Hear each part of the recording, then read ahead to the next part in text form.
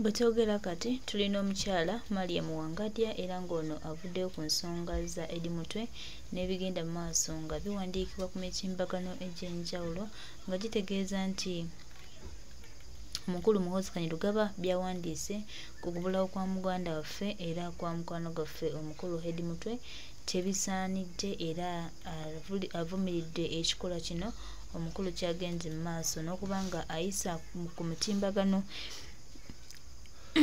ebiwandiiko ebyenjawulo nga alinga ayagala okugamba nti be balina Eddie Mutwe gyali mu kasitode zaabwe ate nga tebaagala mu producing eri eggwanga era nga yeewanidde ku bannayuganda engeri gyamutokyalinzeemu gyamutulugunyezaamu bw'atyo.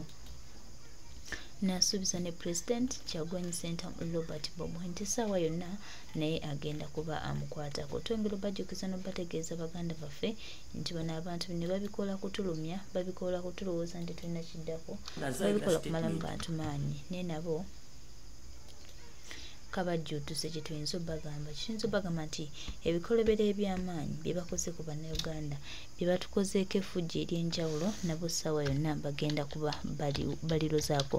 Maria Muwangadya naye leero kimuweddeko bw'atyo n'avaamu omwasi. Omanyi zo bano bavaayo ne boogera naye tumanyi abatuma y'ani era tumanyi lwaki abatuma era tumanyi lwaki bagenda mu maaso n'okukola ebintu weebiti naye ffe gye twongera obbategeeza nti ensi bataddeko maaso era ensi erinza obbajajinga. Mubaleke bakole kasasiro gwe bakola, mubaleke bakole bugimu nga baagala okikola but akadde kaabwe nako kalabika nga kakonkonye. Buli kimu bakikola era bakikola tumanyi nti bakikola lwa kutusoomooza, lwa kuteekawo mbeera gye baagala bo tubeeremu. Naye naffe tulina okukkiriza nti Katonda alwana naffe agenda kutulwanira. Ffe tutudde buli kimu bo bakikoze bakimazeeyo naye akaddeko bisasulira nako kabatukidde. Maria Muwangadya ne leero agasse omwasi ku maaso g'Abannayuganda nga zikubaganya abantu balwane ne kigaana. Bwe yakutte mukulu Eddie Mutwe statement gyakozesezza nti amuyigiriza olunyankole. Bw'obanga wasomako era ng'otegeera bulungi nnyo abasindika obubaka obulaga nti abanyankole bali mu kulwanagana bannayuganda ekyo kikyamu n'abagambye nti Muhoozi It is 100% charged. You have messages from BCM Uganda. Kale gwalaba. Namaganda those, if you did like it, kati nga tuvudde waawo wetwogerera essaawa zino see if you would like it to add her. Love it. Kamengo Technical School 2013-2012. oba amutuwanga mulamu kubanga kitegeeza Lavex omufunamu mwezi ebbanga Kamengo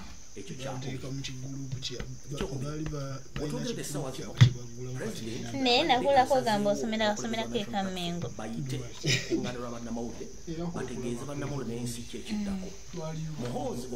ate e Lavex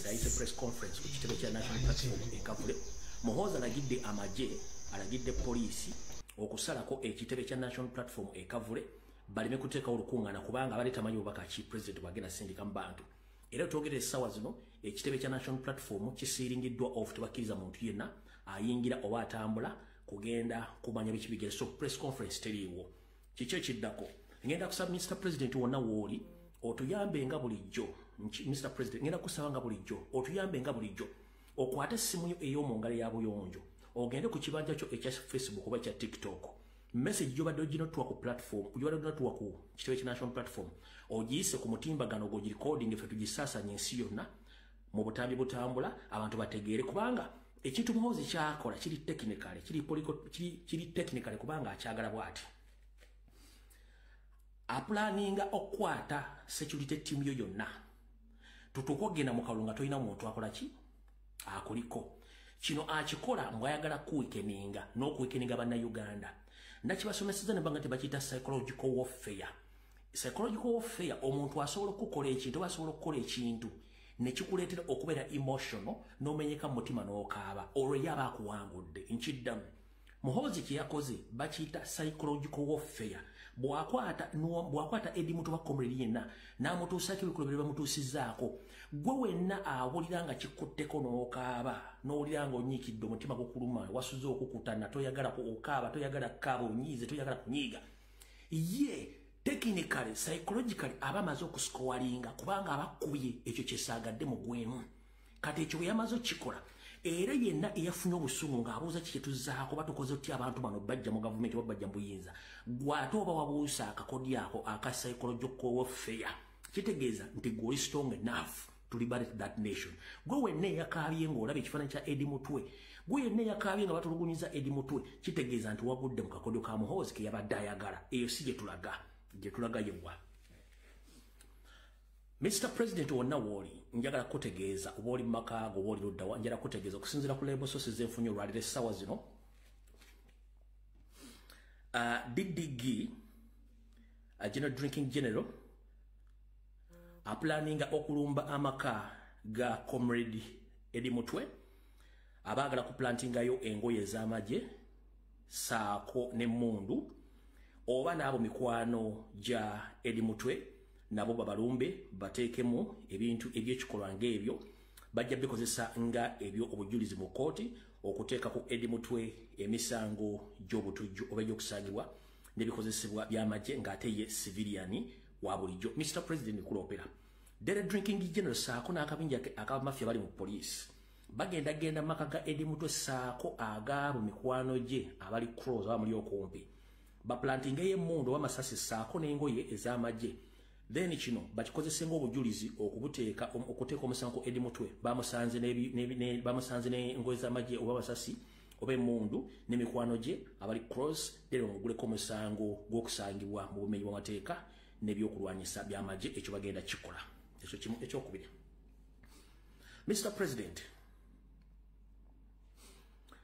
wetwogeredde essaawa zino wenzijjidde wano nga Muhoozi era preparinga okujja okuraidinga amakaago nga ayagala kusiringa off oba okukwata. Manyi poliisi enaggulu bamaze obba assemblinga oba muli mu mmotoka mutambula mwagala genda kusiringa off maka ga president mukwata gyali mu mutwale, nakuno mwagala kwongerako mukulu Nubian Lee, mwagala kwongerako General Sensa saako ne mukulu Mbogo. So Mr. President yagadde okutegeeza wonna wooli General Drinking General Dere Drinking General planning okujja okukwata either olwaleero kubanga maze okutegeerako nti abasajja be babaseemwaye aba SFC saako ne poliisi bo babadde kwasembula nga babriefinga butye bagenda okujja okusalako okukwata Nubian Lee as well, bagala kukwata General Sensa, bagala kukwatirako n'abalala, then balabe kye bagenda okukola.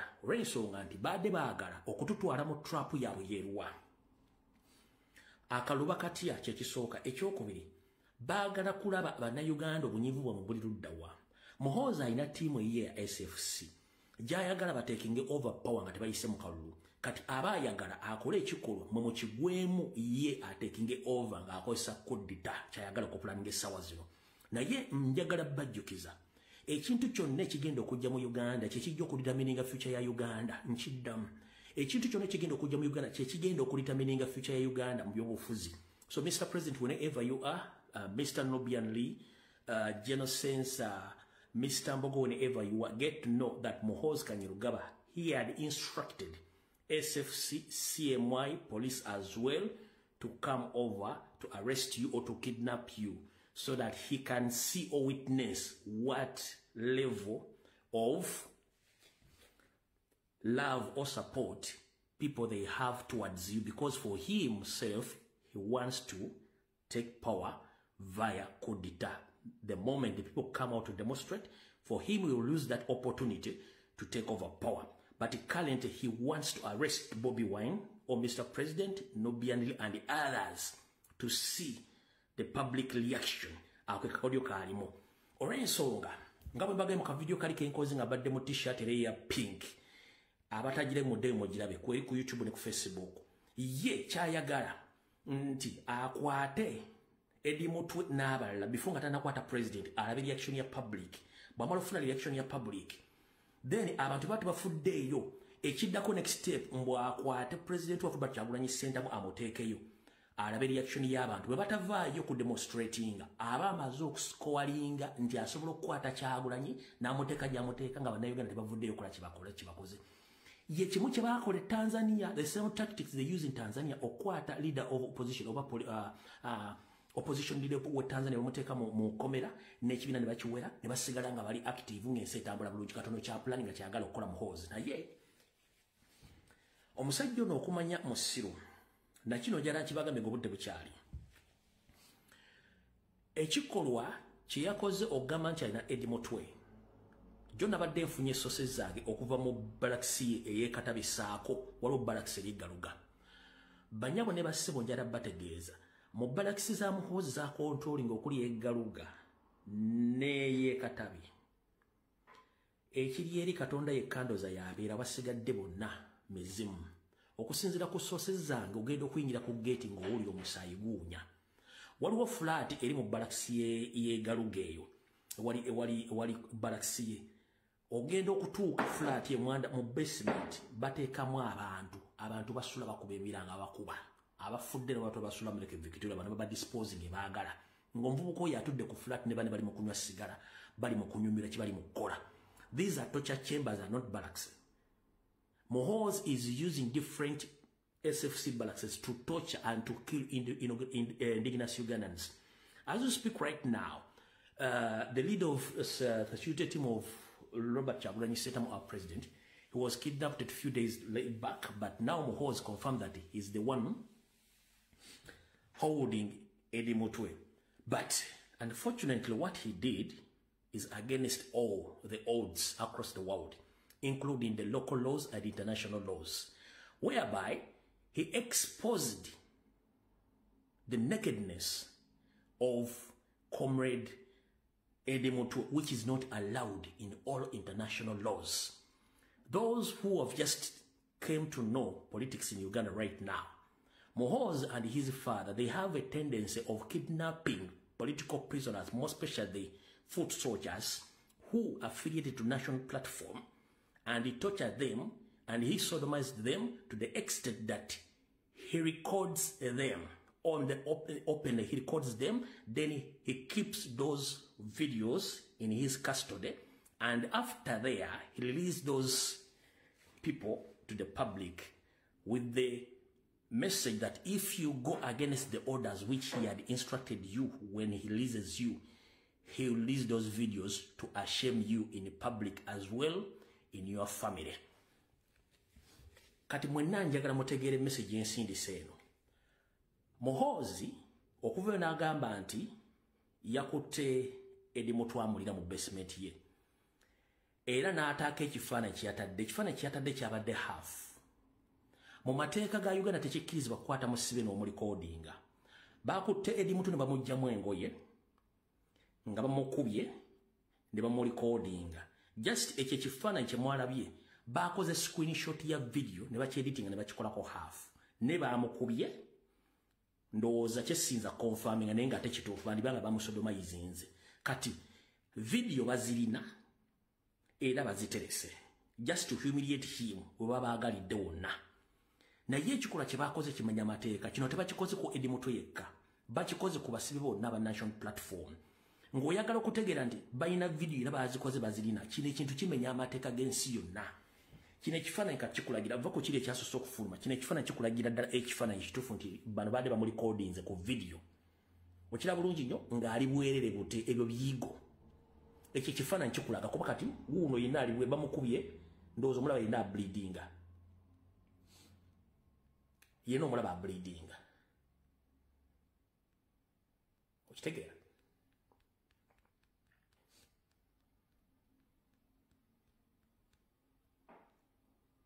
Awate wali kitegeeza bamukubye nga bamugyemu engoye ali bukunya bamulikodinze balina obutambi bwe ate soomo yekka kubanga bakikola nga baagala to humiliate bannayuganda bonna kye bakola. Kati for reference era njagala mutegeere ekigambo kino bulungi nnyo. nti ebikolwa Muhoozi byakola tebimenya bumenyi mateeka wabula biri against the humanity bitya. Essaawa zino bo kye bapulaninga baagala kuteeka kutya mu bantu. Essaawa zino kye bakola baagala kuteeka kutya mu bantu. Wabula kati kambawo sensitive information kansule Mr. Joel Ssenyonyi tuse ne ba MP mwenna. Okusinzira ku sources zange bantegeza Mr. President tegeze ne loop ne ba MP bona ba national platform namwe bannayuganda bampuliza bulungi nnyo. Mr. President nkusaba ne mukulu Joel Ssenyonyi mutwala obubaka bwange buno sibasabangako mutwala obubaka bwange buno nga kikulu. Meeting yabaddeyo olunaku lwajjo nga ono muvubuka amaze okukwata Eddie Mutwe nga akonfamize nti yamulina. Meeting yatudde yabaddemu Sali Musale, yabaddemu Museveni kennyini, yabaddemu Jeneti, yabaddemu ne Lwabwogo n'abalala. Bonna bakondemiza ekikolwa kya Muhoozi ekyokukwata Eddie Mutwe nga bamugamba nti Eddie Mutwe is just a mere bodyguard, is not a politician. Even it's very rare to see Eddie Mutwe making a political statement. Why did you arrest him? Teyabazzemu n'asirika. Ne bakonsultinga ne babuuza Sali Musale. Nabagamba nti I advised you don't arrest those ones who are not politicians. Why did you arrest the politician? Why did you arrest Eddie Mutwe? Guy na asirika. As well, Janet nabagamba naye akikona eminga Museveni yasirise busiisi. Lwabwogo nabagamba nze ndi against okukwata abantu abatali bannabyabufuzi. Ekyakwasiza Eddie Mutwe kiki olw'okuba nti Muhoozi takolaga naani na Lwabwogo era baafunye olutalo. Era either tomorrow is Friday oba ku Monday. Lwabwogo mugenda kulaba ko ng'alina ekintu kyagenda okulonshinga. Eno video mujja jija. Lwabwogo alina ekintu kyagenda okulonshinga mujja kitegera. Either agenda kwesimba mu kifo ekinene mu NRM oba alina kyagenda okulangirira ku Monday between tomorrow and Monday Tuesday alina kyagenda okulangirira. Naye nga bali mu lutalo olw'okuba tebakkiriziganya n'ebintu Muhoozi by'akola. Ekyo si kyekikulu kyekirwa. Mu meeting yemu Odrek Lwabwogo yabagambye we are making a blunder. Which blunder? Nti if Robert Kyagulanyi Ssentamu and his colleague they get to know such information and it can lead them to leave that parliament, all of the NOP MPs and other opposition MPs to leave that parliament and they leave NRM in that parliament alone, nothing will prosper and nothing will go on. Even we can lose each and everything we have. Kati mukulu Joel Ssenyonyi, Mr. President Kyagulanyi Ssentamu ngenda kusaba abakulembeze bonna ba MP abakuwuliriramu ne Mwami Ssenyonyi mubagambe bave mu parliamenti eyo tekyali parliamenti bonna baveemu tebaddamu bagende mu constituency n'obudde buweddeyo baagala okugendako tebagenda kubanga ono yabagambye omusajja ono mukoddomi we yabagambye nti